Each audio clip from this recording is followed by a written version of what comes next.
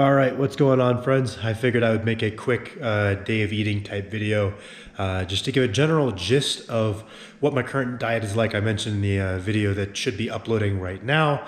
It's been uploading overnight and it's still not done. So I think we're 10 hours into the upload, but you gotta do what you gotta do. I mentioned that I was pushing the food pretty hard right now, and that has been yielding some good results for me. So what does pushing the food mean? I will show you. I've made some modifications to my diet to try to fit in as much as I can calorically, and I already fucked up and forgot to film the one I eat right after I wake up. Here I have meal 2.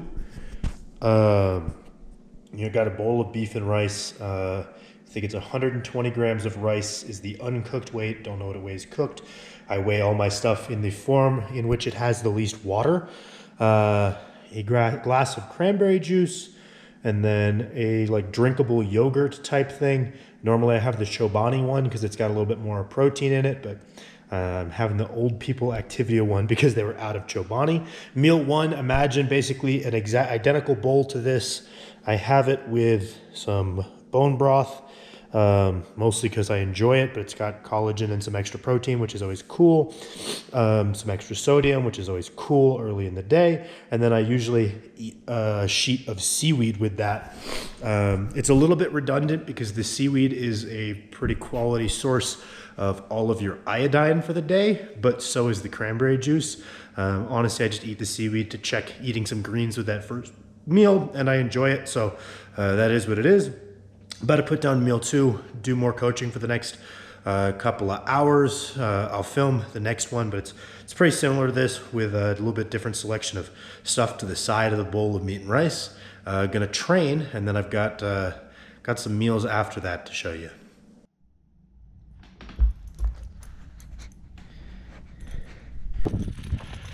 All right, so after that second meal, I take the big guy for a walk just up the street from our house. Here is where we live in Montana, kind of middle of nowhere. Our house is down there. Yeah, it's helpful. A, he needs to walk, right? So that's not negotiable, but B, there's a big benefit, in my opinion, to taking walks after your meals, especially if you're someone who's having to push your food, because it helps you get hungry again a little quicker.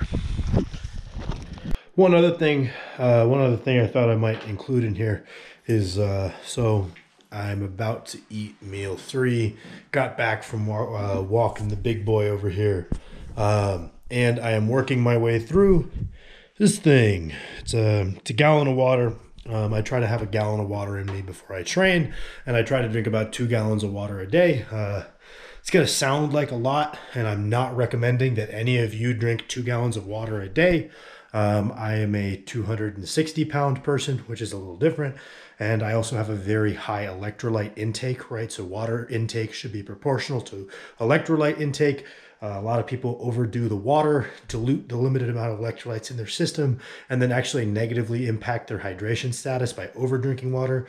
I don't necessarily buy into the whole only drink when you're thirsty. I think scheduling, that's like saying only eat when you're hungry because we have hormonal mechanisms to tell you when you're hungry.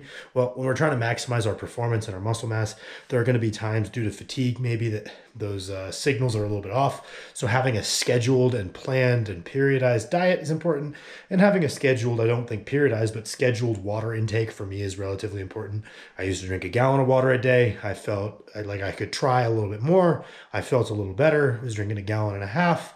Recently, a gallon and a half has been pretty comfortable. I'm going to try to see if I feel any better, or I will stick around a gallon and a half if I end up just pissing all day. So that's another thing that's kind of included in my daily schedule. Yeah, touching on stuff I do, like the water intake other than the eating, is I try to make sure I take 10,000 steps every day, which I'm pretty good about because I just go for a walk after every meal. I eat 6 times a day, so assuming those walks are even remotely far-ish, that's 10K right there. Don't have to do much aside from that.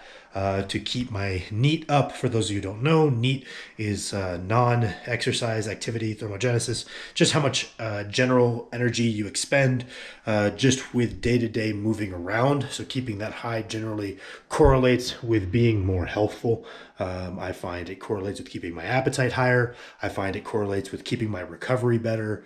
Active recovery is better than passive, and moving around is a good way to flush the lymphatic system. Your lymphatic system, so basically what drains what drains your inner cellular areas, doesn't have a pump, so it relies on muscular contraction to drive stuff out of your legs against gravity. So moving around is quite helpful for your recovery.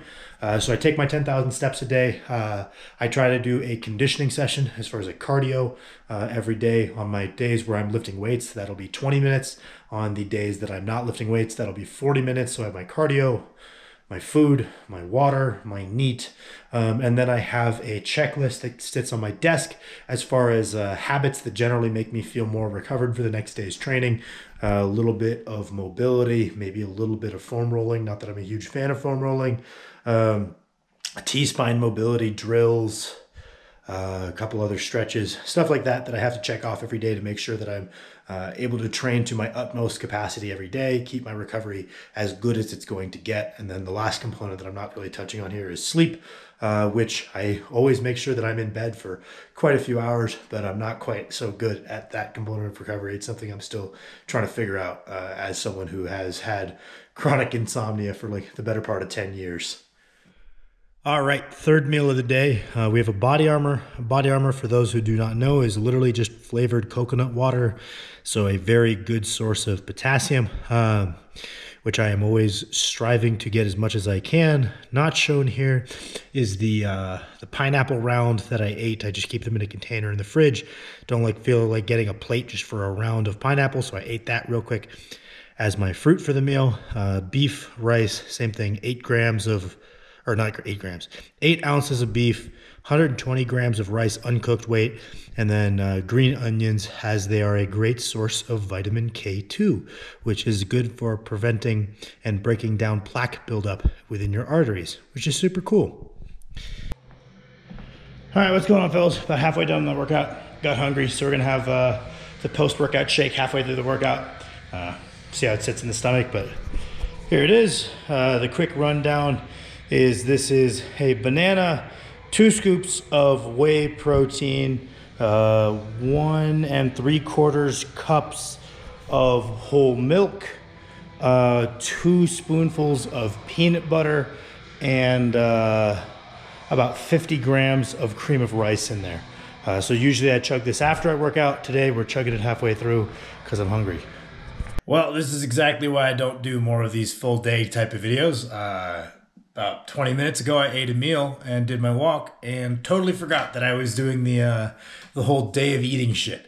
It was the infamous burger shake that everybody who follows me on Instagram saw for when my appetite is pretty shot. I'll just throw that meal in the blender and drink it, which is not great, but it's not the worst thing in the world. It's the usual 120 grams of uncooked rice, although sometimes I'll use cream of rice for that one because it's easier.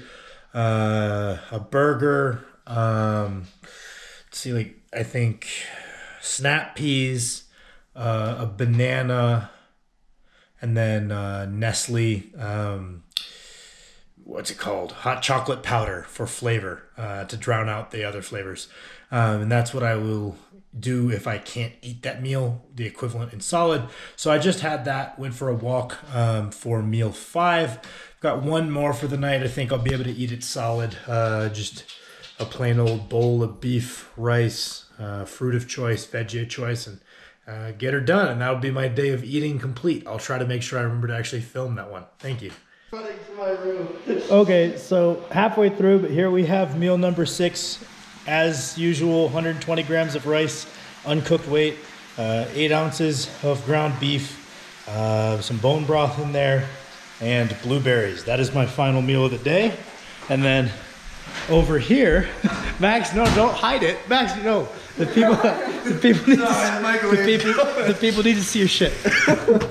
So this shit is what Max is. So that's 12 ounces of chicken, and then 275 grams of rice, and then barbecue sauce. Yeah, so that looks really good. Kirsten is cooking some chicken that also looks. It looks like white people chicken. It is white people chicken. But What is non-white people chicken, Carson? but she did make some very good asparagus. So that's a big dub. That is all.